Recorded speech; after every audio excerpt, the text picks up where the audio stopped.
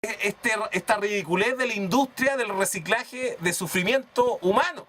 No, ahí aparecen las verdaderas instituciones internacionales. Esas instituciones internacionales que los conspiranoicos, los alfaterianos, recién se dieron cuenta que existen. Y le pusieron nombres raros, el Club de Bilderberger, le pusieron un montón que son reptilianos. No, weón, eso se llama sistema capitalista, weón. Y aparecen las organizaciones propias de un sistema capitalista, que está globalizado desde su génesis. El sistema capitalista siempre fue globalizado. Lo único que ocurrió fue lo único que cambió fue que no se había globalizado completamente. Pero usted no me venga con la huevada diciéndome que se globalizó en 1990. No, el sistema estaba completamente globalizado ya en el siglo XVII. Inclusive antes.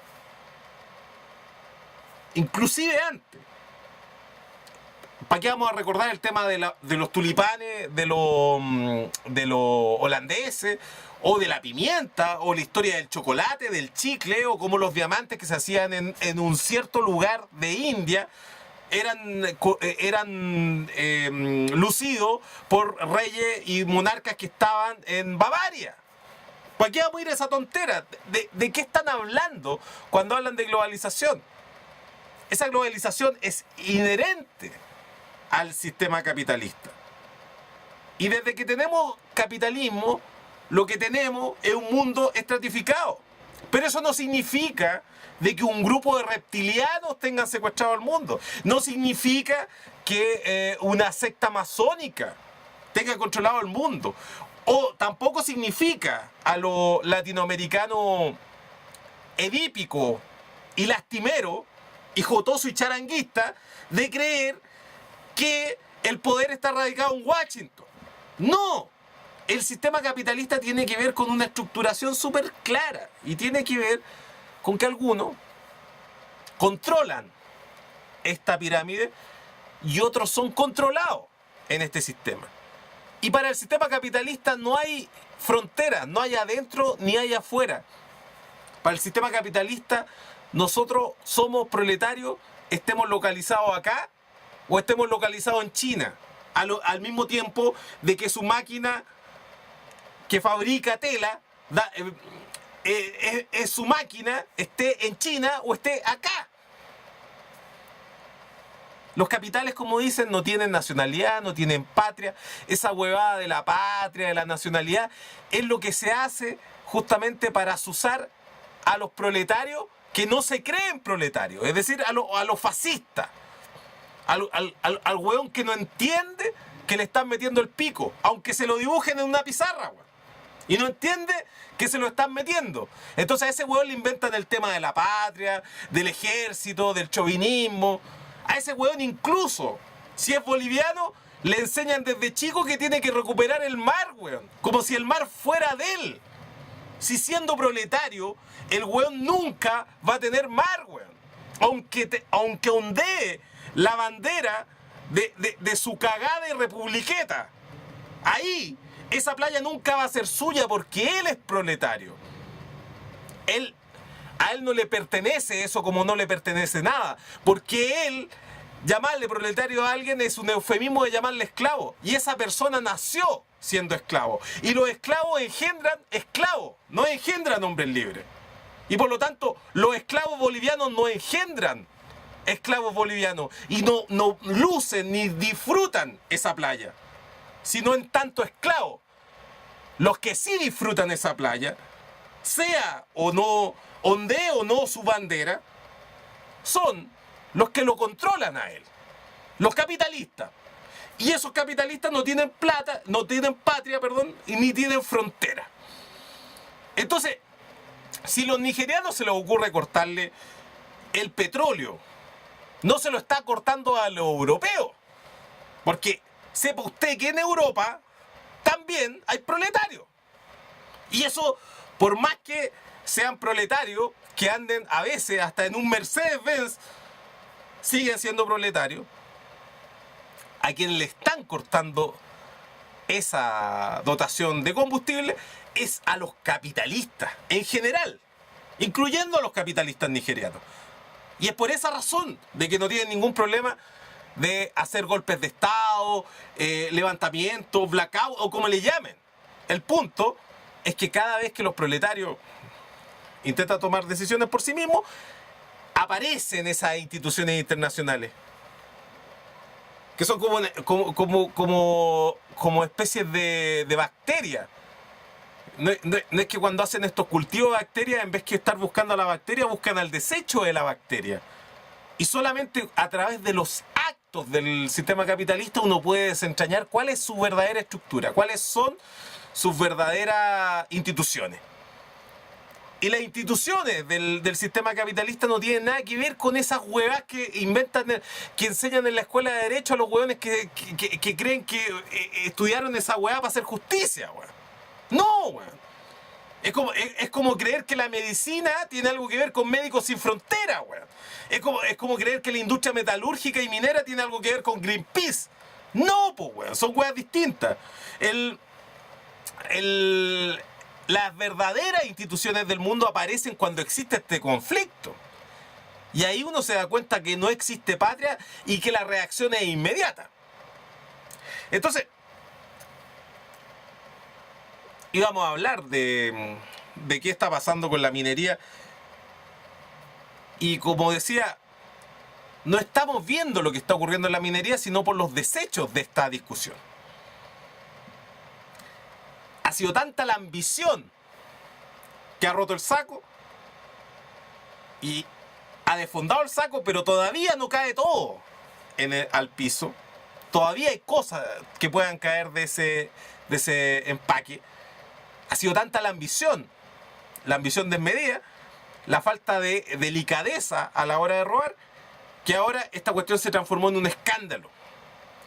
Y se rompió la regla puesta desde arriba por las verdaderas instituciones del sistema capitalista. ¿Y cuáles son las reglas que nos impusieron a nosotros en 1973? ¿Qué reglas nos impusieron? ¿Qué tabú nos impusieron?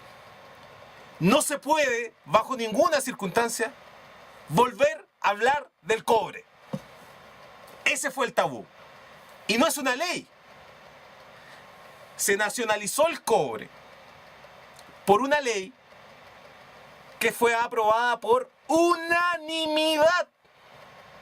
Es decir, los de derecha asumida como la democracia cristiana, la derecha propiamente tal como la derecha con sentimiento de culpa, votaron por el proyecto de nacionalización del cobre. Votaron por el proyecto de Salvador Allende. Votaron por el proyecto redactado por Eduardo Noboa Monreal. Nacionalización del cobre. Unanimidad. ¿Ha sido derogada esa ley? ¡No! Cuando se dice hay que renacionalizar el cobre, ¿qué están diciendo? Weón, pero si está nacionalizado, weón. La constitución de la señorita, de la misiá Jaime Guzmán, incorporó la norma que se le incorporó a la constitución del 1925 para nacionalizar el cobre. La propiedad de los yacimientos mineros es de forma perpetua, absoluta e inalienable del pueblo de Chile. Esa norma está en la Constitución de 1980. Se necesita, así como también la industria del desecho, de la búsqueda de pañuelos, de lloriqueo, esta industria de derechos humanos también genera sus productos, ONG y un montón de emporios dedicados a la venta de sufrimiento y a contar historias tristes. Bueno, esa historia también tiene su réplica en otros aspectos de la vida. Por ejemplo, en todos aquellos que están pidiendo una asamblea constituyente, weón. ¿Qué sería lo más importante que se hiciera en una asamblea constituyente? Bueno, a mí se me ocurre, figúrense, se me ocurre lo mismo que se le ocurrió a Allende y a Eduardo Noboa Monreal. Se me ocurre que quizás lo más importante que podría hacer el pueblo chileno es nacionalizar el cobre. Entonces una asamblea constituyente habría que hacerla para nacionalizar el cobre, pero Pero resulta que el cobre ya está nacionalizado, po, weón. ¿Qué mierda pasó entre medio? Bueno, pasó un código de minería, una ley orgánica de derecho minero, que fue escrita, adivine por quién, adivine por favor, adivine buena adivinador por quién, por el hermano del rechucha de su padre que nos está gobernando en este momento, es decir, por José Piñera Echenique. Por José Piñera Echenique. Él redactó esa norma. Y piensen ustedes que redactó esa norma aún estando vivo su padre, demócrata cristiano. Bellísimo. Y piensen ustedes que los demócratas cristianos son los que tienen el mayor historial de intervención en el cobre, en Codelco. La democracia cristiana asumió como botín propio todo lo que tiene que ver con el cobre durante la Concertación. Piensen ustedes que Jorge Lavandero era demócrata cristiano. Y Jorge Lavandero era el contrario a este grupo hegemónico que tenemos desde Marcelo Trivielli, Soledad Alvear, José Pablo Arellano, Juan Hamilton. Todos demócratas cristianos y todos dedicados al cobre. Bueno, José Piñera, hijo de demócrata cristiano, también se preocupó del cobre. Y se preocupó de poner esto que podríamos denominar la letra chica. Pero esta letra chica nunca se llevó a efecto. Y esta letra chica, escuche bien, esta letra chica es inconstitucional. ¿Escuchó bien? Inconstitucional. Inconstitucional. Así de simple. Es inconstitucional si uno le interpreta en el sentido que algunos vivitos la han interpretado. Porque las normas no son inconstitucionales, sí, constitucionales o inconstitucionales, así como pasarlas por una especie de sedazo. No es así tan simple. No, escuche bien. La ley no solamente es constitucional o inconstitucional, sino que es constitucional siempre y cuando se interprete esa ley conforme a la Constitución. ¿Entiende bien?